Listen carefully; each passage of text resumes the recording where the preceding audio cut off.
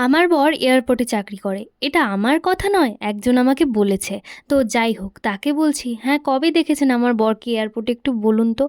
আমি এয়ারপোর্টে যারা কাজ করে তাদেরকে ছোট বলছি না। আর আমার বর যদি এয়ারপোর্টে কাজও করতো তাহলে আমার কোনো অসুবিধা ছিল না। আর আমি কোনো কাজকেই ছোট বলে মানি না। তো যাই হোক, আপনি যেহেতু বলেছেন এয়ারপোর্টে কাজ করে, তো একটু বলে দিয়ে যাবেন যে আমার বর ঠিক কোন এয়ারপোর্টে আছে।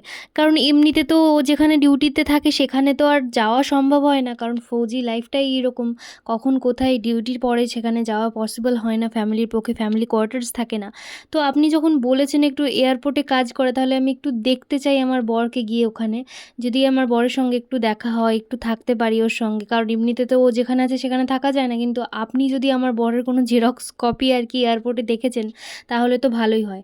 আর তাছাড়াও আরেকটা কমেন্ট পেয়েছিলাম যে টাকা আছে বলেই এই কালো ছেলেটার বিয়ে হয়েছে। আমার বর আগে কালো ছিল না। আমার বর ডিউটিতে জয়েন করার পরেই কালো হয়েছে। কারণ হার্ড ট্রেনিং, তার সঙ্গে সঙ্গে যেসব জায়গায় ওর পোস্টিং হয় সেইখানে আমার বরের খাওয়ার সময় থাকে না। আর সেখানে সে স্কিন কেয়ার কী করে করবে? আসলে কি জানেন তো, ঘরে বসে এসেই ঘরের তলায় ডিউটি করে না, এই কথাগুলো বলা খুব সহজ। আর আরেকটা কথা, এই যে বলেন না আপনারা যে টাকা দেখে বিয়ে করেছে, হ্যাঁ, আপনারাও টাকা কামান না। আমার থেকে প্রচুর সুন্দরী সুন্দরী মেয়েরা না যাবে আপনার কাছে। আপনাদের যদি মনে হয় যে সত্যিই মেয়েরা টাকা দেখেই আসে একটা ছেলের কাছে, তাহলে আমি বলব আপনারাও কামান, আপনাদের কাছেও যাবে। দিন শেষে আমরা দুজন ভালো আছি আর ভালো থাকবো, আপনারা যে যাই বলুন।